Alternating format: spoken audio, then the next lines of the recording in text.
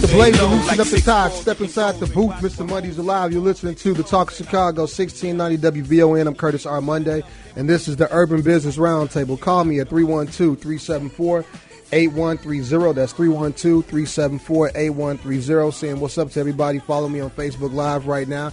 Hey, my sister, Marie Morris. I see you, big sis. Hold me down. Red Level Entertainment.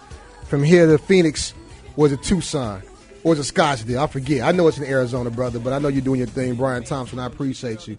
Give me a call, 312-374-8130. That's 312-374-8130. The show is called the Urban Business Roundtable. It's a show dedicated to the creation and growth of the urban entrepreneur and the small business owner. We got 3 goals here on UBR. 1, to redefine the word urban has such a negative connotation right now in society. So we want to help people understand the power and the positive nature of the word urban to help our community be able to leverage our purchasing power. 2, to be a resource for the creation, the sustaining, and growth of small business and entrepreneurship. And 3, to provide small business owners and entrepreneurs access to capital and opportunities to grow their businesses. I should add a 4th to that. One of the 4ths is being able to let people hear inspiring stories about people who had gotten to the entrepreneurial ranks. And we got one of our guests, Mr. Omari Davis, is going to join us and talk about his inspirational story and what he's doing. And I consider what he's doing entrepreneurial in nature and much needed work in truth when he tells kind of what he's doing in his story. You can listen to the Urban Business Roundtable live every Saturday morning from 9 a.m. to 10 a.m. and a condensed recap on Wednesdays at 8:30 a.m. and Thursdays at 6:05 p.m. The Urban Business Roundtable is powered by Ariel Investments. You can follow them on all social media platforms at Ariel Investments. Check out their website and products they offer at arielinvestments.com. As I mentioned, joining to the show in the second half would be attorney Latanya F. Morris. He's a tax resolution and brand protection attorney. In studio with us is Mr. Omari Davis. He's the executive officer for GOALS, G-O-A-L-S, means get out and learn something. Good morning to you, Mr. Davis. How you doing? Good morning. I'm well, and yourself, Mr. Morris? All right. I want you guys to follow me on social media. Facebook, Curtis R. Monday, Instagram, C Monday, and subscribe to the YouTube channel. It's still growing, doing some different things. Keep trying to bring you guys good content. When I started to work with the Silent Assassin, Big Cousin, as I call him, I told him I wanted to create a lot of content that we can put out there on the channel to make it grow, to help people, and we're well on our goal. You can learn more about me by visiting my website, www.curtisrmonday.com. Schedule me for your business and strategic coaching sessions. A lot of individuals have contacted me for the beginning of the year and got some mentees on board, and we're working to try to help you get your plan in order, so I'm excited about that. Always, for your insurance and financial services, call the Curtis R. Monday Insurance Agency at 708-647-1005. Get your financial house in order. Now, Mr. Davis can speak to this because I've been saying this for the longest on the air, that we have a program in my office called Quotes for Good. Yes. Right? It's $1,000 that I'll give to your charity or organization. There are a couple of rules. 1, you can't be insured with State Farm already. And then 2, the people you give me just have to be able to allow me to give them a quote. They don't have to buy anything. Just got to be good sports and allow me an honest effort to earn their business. And Mr. Davis was the first and thus far the only individual to kind of take me up on it. So Mr. Davis, give us some insight. Like, what made you actually call and talk to us about your experience thus far? It was actually through a reference. I was told to tune in to 1690 WVON, and I came across, I was hearing you on the broadcast, and I said, that sounds really interesting and admirable that you take the time to work with youth organizations, nonprofit organizations as well, and help to build them. I felt that there was much needed in the community, and thought that we'd be able to benefit from that. And I thought it would be like a good partnership, a good collaboration, and so far, so good. Well, we'll have to bring you back definitely to talk about and as we finish, because right now you guys are in the process of trying to gather the necessary quotes to come back. So here's my real goal. You know, of course, I'm an entrepreneur, and so we're trying to grow the business, but the more business that I'm able to get, it gives me the resources to give back more. Yep. So my prayer is that, you know, as we have these conversations down the road from 6, 7, 8 months down the road, that $1,000 jumps to $5,000, maybe that $5,000 to $10,000. And so, you know, again, we're trying to do our very way, our best effort that we can to give back. You know, one thing that I learned even in this work for goals is that no man is truly an island. We all need somebody else to help us along the way. And we don't know how much of an impact that help that we made can carry us, 1 year, 5 years down the road. So we really do appreciate. I appreciate you, and blessings again to your work. And again, for anybody who's part of a school auxiliary or youth organization, band, cheerleading, baseball, basketball, youth organizations, give me a call.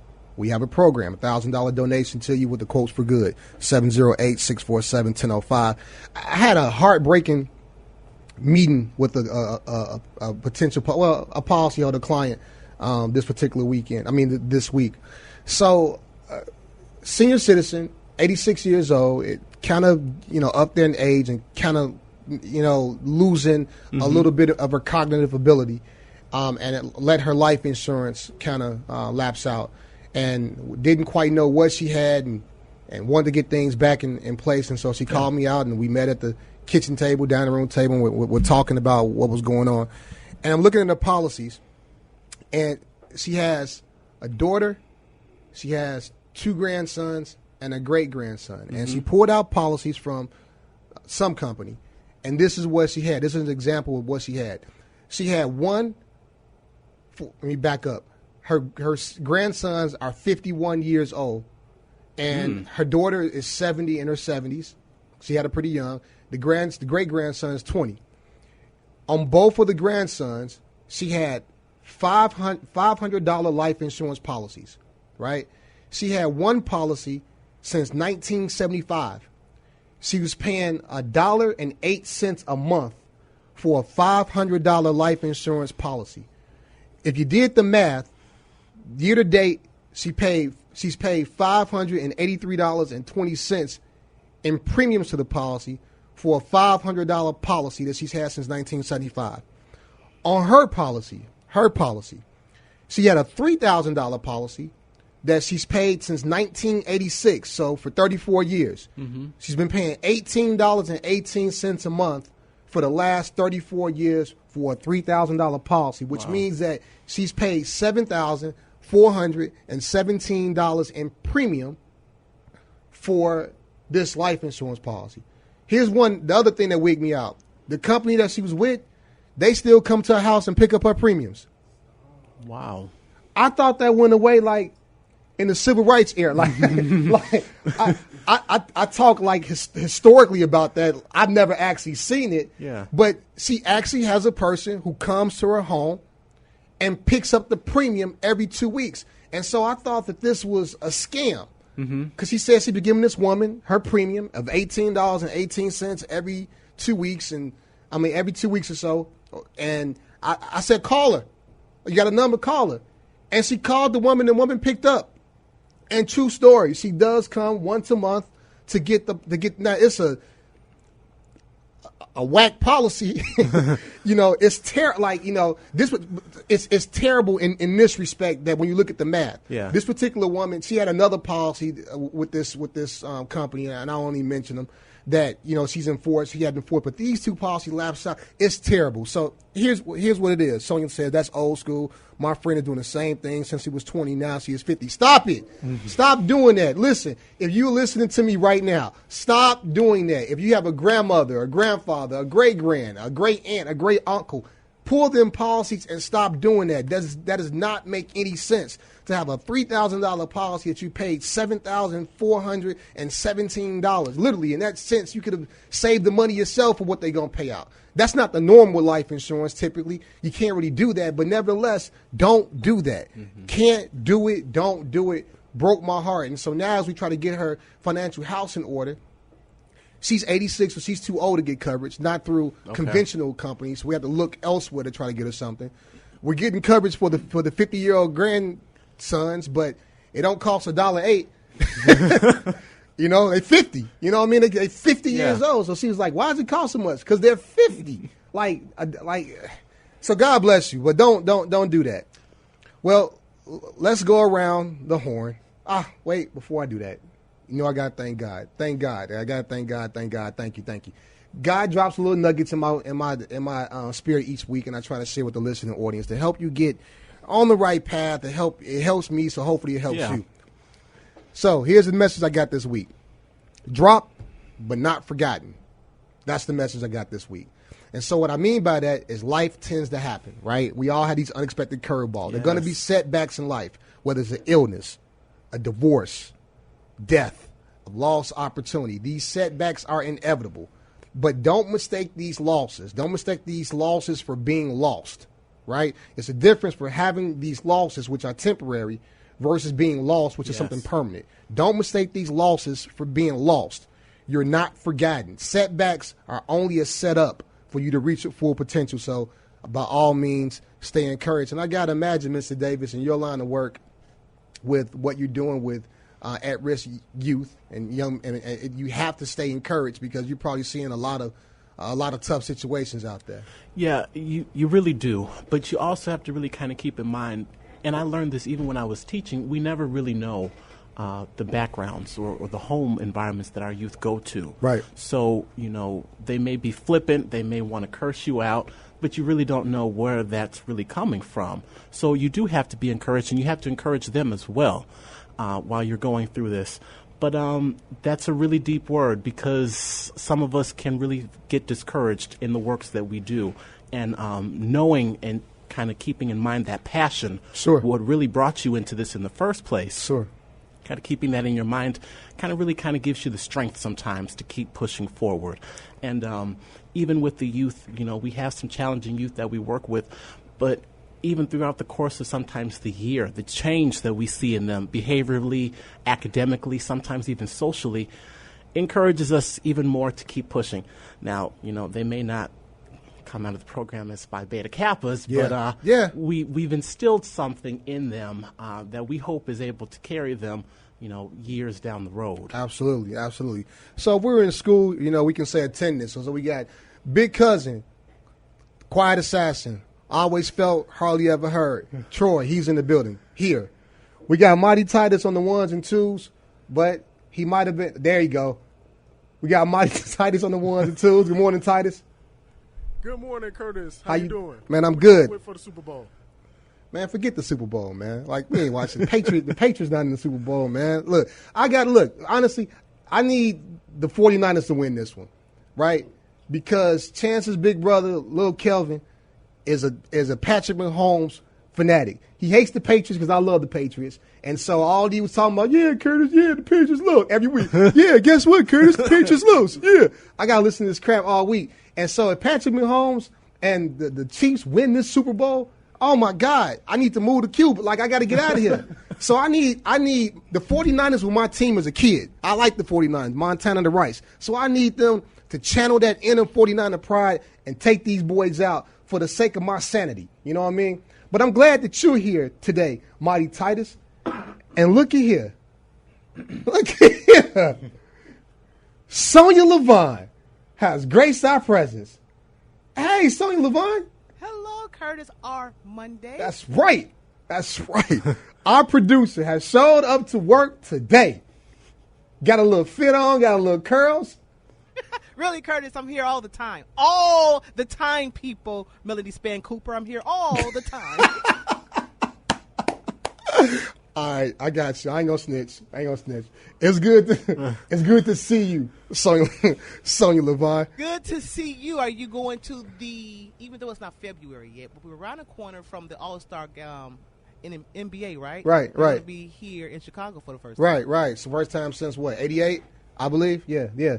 Am I going to any festivities outside of the party, the Greek luncheon that I'm hosting with Mace, with Sears Breakfast Club? No.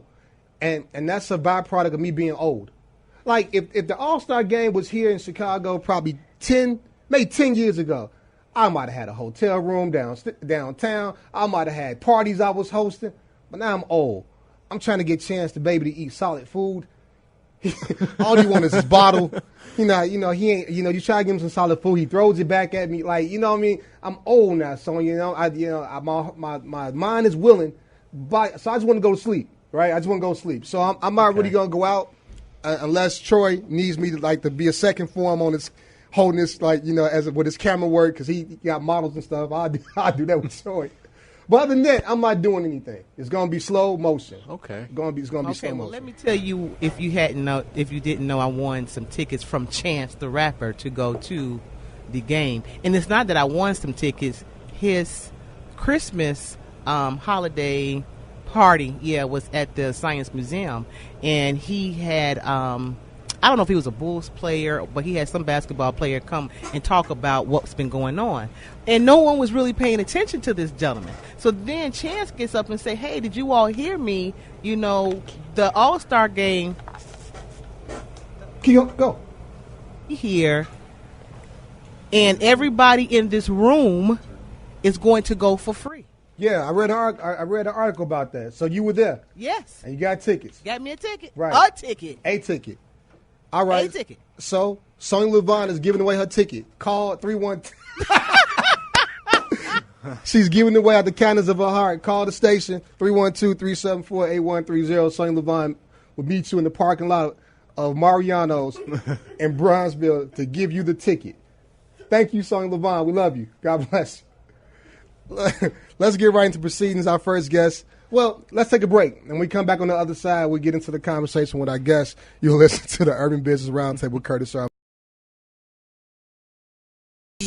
Welcome back to the Urban Business Roundtable. I'm Curtis R. Monday. Call me right now at 312-374-8130. I'm laughing because Sonya Levine has found the only Jay-Z and Michael Jackson collab that exists in the world. I thought I have heard every Jay-Z song in my life, but you want to impress me, man? Find something with Jay-Z and Dr. King. That'd impress me. Find me something with Jay-Z and Dr. King. For Black History Month. That'd impress me. Our first guest is the executive officer for a 501c3 youth organization called Get Out and Learn Something. They serve youth ages 8 through 18 in the Chicagoland area with the hope of providing experiences and interactions that will be a catalyst for change in the lives of at-risk and underprivileged youth. I want to say good morning to Mr. Omari Davis. Good morning to you, Mr. Davis. Good morning, Mr. Monday. All right. Our second guest joining us via phone is a tax resolution and brand protection attorney, entrepreneur, and author with nearly 20 years of experience in building, fortifying, and advocating for small businesses and government agencies, both domestically and abroad. I want to say good morning to attorney Latanya F. Moore. Good morning to you, Attorney Moore. How you doing? Good morning. I'm great. Thanks for asking. All right. And thank you both for joining us. I'm always interested in genesis and organizations origins, how or what motivated people to do what they do and how they got started. And let's start with you, Mr. Davis. What was the motivation for starting your organization goals?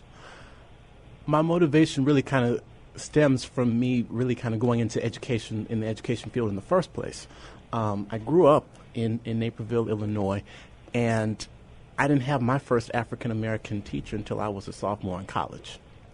So that had a tremendous impact on me, a lack of representation in the classroom. Right. I wanted to be a teacher that was efficient and was engaging for our youth, so they were excited about going to school and learning about history. I studied history.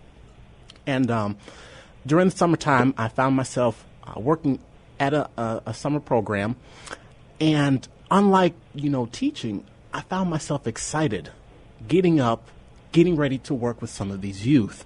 And when we talk about the falling not being lost, there were some challenges that I had even throughout those days working at that summer program, but I still found myself excited, still found myself wanting to interact and engage with some of the youth, and finding myself building rapport and building relationships with them was something that I really enjoyed. Sure. And I noticed that there were not enough of those types of programs in the areas that our youth really live in. Growing up, we had the YMCA, we had the Boys and Girls Club, but, if we kind of look at them over the years, they're not really as strong and as impactful in our communities as they used to be. Right. So I wanted to have an organization that youth would be able to kind of express their creativity, their artistic avenues, and be able to learn more about themselves and the world around them. Sure. We wanted to give them the exposure that they needed to be the good stewards that they can potentially be in their communities. We wanted these experiences that they have in the organization to carry them 30, 40 years down the road in their professional and also personal lives. Absolutely. Now, for Attorney Moore, a lot of different avenues that one can take when taking on endeavoring upon a legal profession. Tell me about what was the rationale, the motivation for you getting started on your entrepreneurial path. Wow. Well, actually, I'm sorry, a little under the weather. I'm a fourth generation entrepreneur, and that sounds like really great, right? Sounds great, fabulous. Right. That's some things, right, that people typically may not see or hear, especially in the African American community. What really drives me, though, with what I do now is that although I'm a fourth generation entrepreneur, nobody handed me a business, right? Nobody said, okay, LaTanya, this is how you do it. This is how you make it. Because at the end of the day, even though my grandfather, my great-grandfather, my father, who's still with us, is an entrepreneur, they really did not understand succession planning. They really did not care, because at the end of the day, they did what they needed to do, right, so that we could have a better life. So for me, what drives me is saying, look, at the end of the day, not only do I want to be the first person in my family to not do that, I want to be able to pass something along to my children, my child, I'll say, and the eventual grandchildren, hopefully I'll have. And but I also want others to see that it's not just a constant grind and constant struggle to do better, right? I really, really honestly believe in leaving an inheritance for your children's children. And so that's what motivates me, and that's what drives me. Sure. You struck a chord when you said leave an inheritance to your children's children. If people listen to me and follow me, they know that I talk openly about my plans for my son, Chance.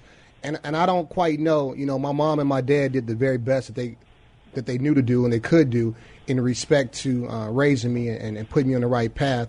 But it wasn't a lot of talk about generational wealth. It wasn't a lot of talk about leaving things. I'm curious for you, Mr. Davis, the kids that you actually deal with on a day-to-day basis. I got to imagine that concept of someone thinking about them from a generational perspective is not prevalent at all. Well, no, not often. Yeah. But in fact, it's interesting because we just finished, and it's interesting that we're talking about entrepreneurship in this context. We just finished an entrepreneurship component in our life leadership skills. We do life leadership skills for our youth, and they were thinking about owning their own businesses. Sure. And at first, a number of them, we had to kind of say, well, first, what do you like to do? Even what is something that you're good at? What is something that you enjoy doing? And through that conversation, they were kind of able to think about, well, I like nails. A young lady said, I like nails. I like getting my nails done, and I think I'm pretty creative, so maybe I can do my own nail shop. Yeah. So we kind of had them toying with those ideas for a couple of weeks, and the project ended up with them having to make a brochure of the business that they wanted to do. Sure. So a number of them still may not be entrepreneurs, but a number of them had the exposure of what that may be like, and writing a business plan and all those types of things. And exposure is key. I can't think of I don't even remember career days at my grammar school, Amari and LaTanya. I don't remember that. I don't remember ever outside of the neighborhood hustler, if you want to call him an entrepreneur. I don't even recall examples of businesses or even if that was an avenue for me to be able to get into as an adult. And so I always find it fascinating and both admirable that when entrepreneurs like both of you actually take a part of your business and actually do that. So Attorney Moore, with you, tax resolution and brand protection, what was the motivation for focusing in those two areas of the legal world? Well, brand protection is really about building and protecting assets and shielding them from things like tax, right? Shielding them from things like lawsuits, all of the things that will prevent you from securing that generational wealth moving along, after after we go to that next phase where we're no longer here. So from a brand protection standpoint, that's really just all encompassing. I said, okay, what is all this? What's the term for all this that we do when we work with our clients on getting them squared away so that they can start that generational wealth track? Tax resolution, it kind of found me, I hate to say it, but it's true. It kind of found me because what would happen is I have a vast network, and so people would say, well, I have a client, they've gotten this letter, they got a business, they got $60,000, $70,000 tax debt. Now there's no way they can pay it. They have no idea what to do. In my former career, I worked as an attorney for the federal government for a few agencies before going out on my own. And so because they knew that that's what I did, they just assumed I would know how to help these folks. Right. And that's how it started. And then I started saying, okay, wait a minute, I'm getting a little bit, let me just pay attention because I'm getting a lot of these. And I just believe nothing is a coincidence. Mm-hmm. And so I really started to hone my skills in that area. But I kind of fell into tax resolution, but I love it. And I think it's that thing that also, I always tell people that, when the cops couldn't get the mafia, right, the IRS did. Yeah, tax evasion. They couldn't, all the bodies that Capone had, they couldn't get them on anything but tax evasion. Absolutely. But you have to think about that. Yeah, but being able to navigate, the alphabet boys, get it, IRS, alphabet boys, being able to navigate the IRS is important. Like one of my first early lessons, and I got to imagine even then with the 501(c)(3), that there's a lot of legalities and tax implications there also. But one of my first early lessons in business about taxes was making a decision from going from a sole proprietorship to incorporating. And I always thought about incorporating, but never really had a rationale as to why. I had saw other peers do it, but no one could even explain to me why. And so I went to go talk to my accountant at the time, and he was extremely unorganized. And he could never answer my question. And so I talked to one of my other peers who was really successful and inquired what accountant that they actually use. And he told me, and I went to go see the guy, and he got him his little counting machine and typed in some numbers and pulled back the lever and said, hey, if you would have come to me, 8 months ago, I could have saved you like $18,000 in taxes. And I said, wow. And so we've been going together ever since. We've been together ever since. But that's one part of it, right? The other part of it is kind of like what I hear when Attorney Moore is doing, like when you actually get in trouble. Because like when you're in business, a lot of times you're paying like quarterlies. Like you don't get you're not getting W-2s, right? Mm-hmm. Like you get a W-2 if you're incorporated as a employee your own company. But a lot of times you're paying like quarterly corporate taxes, and you're projecting what your earnings may be. And sometimes if there's a disparity, you may end up owing in that tax bill. And so you tell me, Attorney Moore, that that's life after getting that tax bill. There's a way to fight this thing, huh? Oh, yeah, absolutely. And the other thing, too, that you bring up, an interesting point, it's always important to do that first. See, that's why people don't do that. They don't go to, like, your person and say, okay, look, these are my sales projections, right, for 2020. They should have did that in 2019. These are my sales projections. What do I need to do right now moving forward so that at the end of the year, I don't have that $18,000 tax bill? What are some things that we need to do right now? Like, for example, my person said, look, you're going to be heavy next year. So right now, let's hold back on what you got going on, and let's take those deductions the following year. I'm saying that just to say there are ways to legally and ethically work the system so that you can always make sure that you're not in an $18,000 bond, and you're able to closely estimate your taxes, and you're working closely with your tax professional to say, okay, I need some deductions. Maybe I need to donate to this charity here, or something else that will allow you to take a large deduction. Mr. Davis like, I got a charity right here you can donate to. But you're absolutely right, and trying to find a good tax professional from that perspective is really about, it's got to be a fit. You have some tax professionals who are very conservative, right? My guy's extremely conservative, and he's costly, he's conservative. He'll always help me avoid an audit, but he may not be as aggressive as I might like him to be in respect to finding tax deductions. And I got other colleagues who are very aggressive. They push the envelope in terms of what they're deducting and what they're claiming, and so it's just finding a balance. But I guess, Mr. Davis, when you start talking about some of the things I've heard you with your program, you introduce these youth to lifestyle topics, right? You talked about entrepreneurship, and so even things like for those who are individuals who, whether you become an entrepreneur or not, taxes is a real thing. And so being able to have exposure to real life skills, real situations or topics that will help you not just become a better student, but also be successful in life, I guess is critical. What's part of your curriculum that you offered to the kids?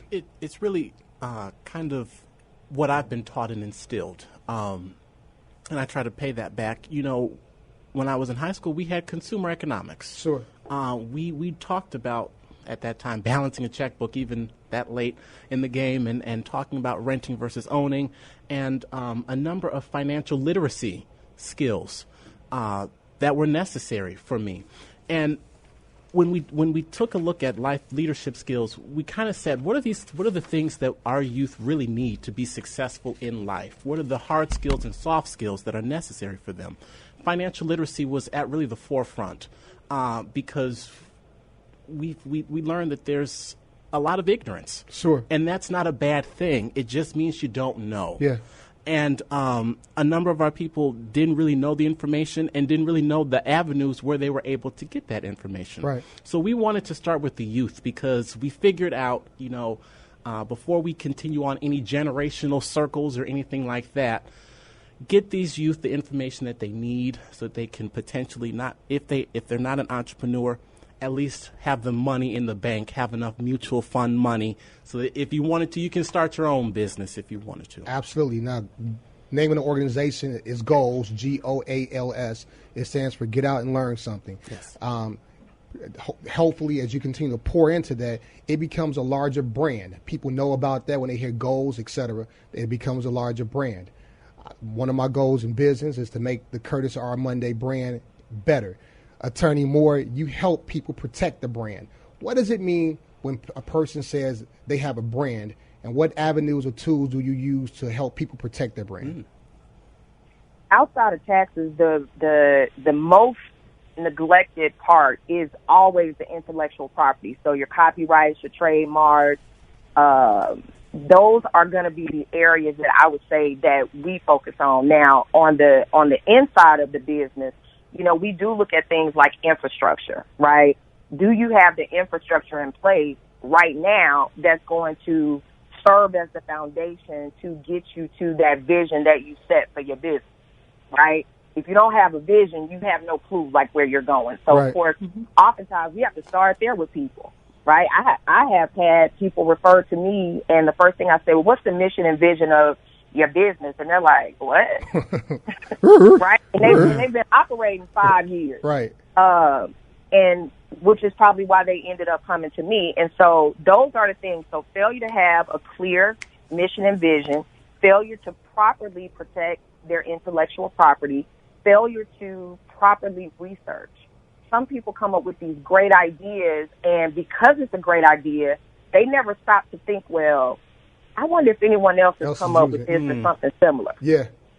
Right? Because it's so phenomenal, you would think you're not the only one. Yeah. I mean, you would think that that's what people think. And so, but oftentimes they don't. And so those are the areas that I encourage people to focus on before you just go flat out and, get a logo done, get a domain, get your website, all of those things, get your Facebook, social media presence.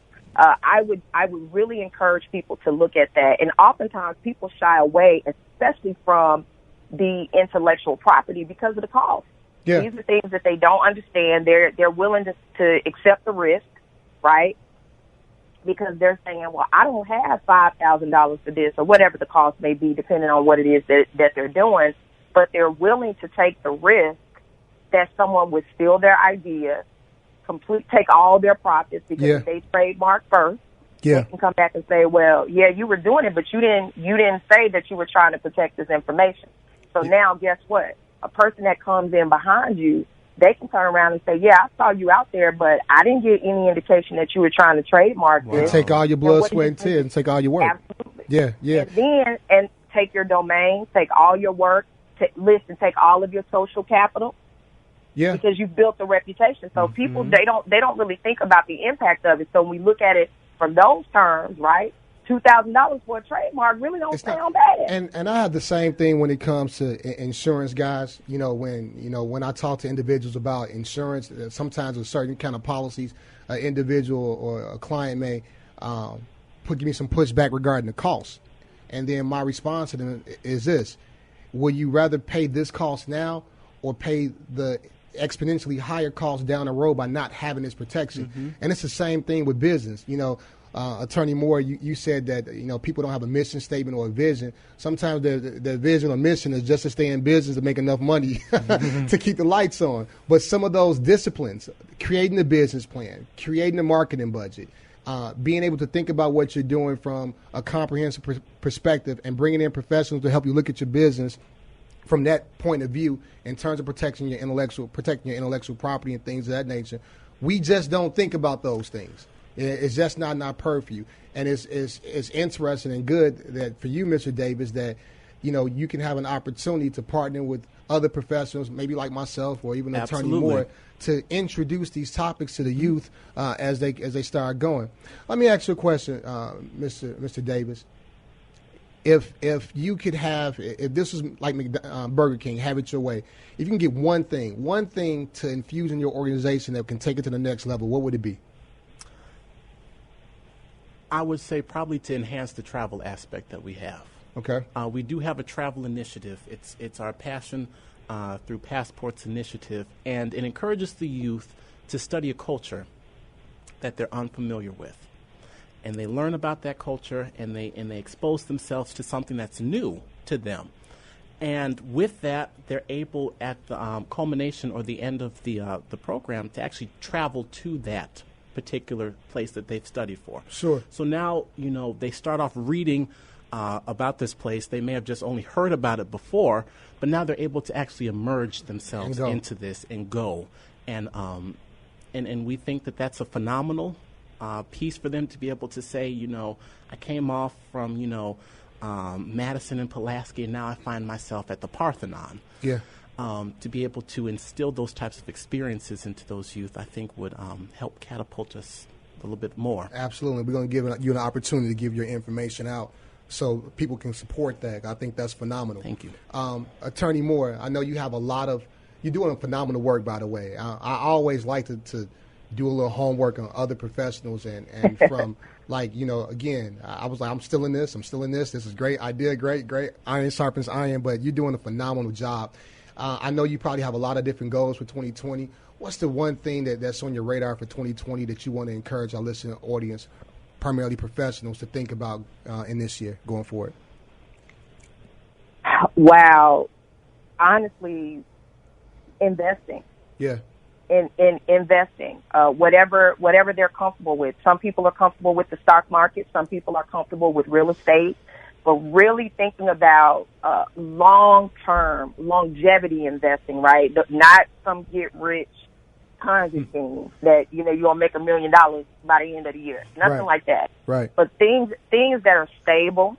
That at the end of the day, if that 9-to-5 job, right? If your supervisor comes in and say, "Today your last day," what are you gonna do? I really want people to answer that question for themselves. Yeah. Because if the answer is I don't know, then you need to double time. Yeah. Right? You need to double time. So that's the one thing. That's good. Yeah, that's excellent. Yeah, you need to double time, because I realized working in a corporate culture that, and I'll just be honest with you, I was like, yeah, this ain't gonna work. I'm a single mom. Right, and I was making great money. Let's be clear, right? I was making great money. I worked with presidential appointees. Like, I had a nice job.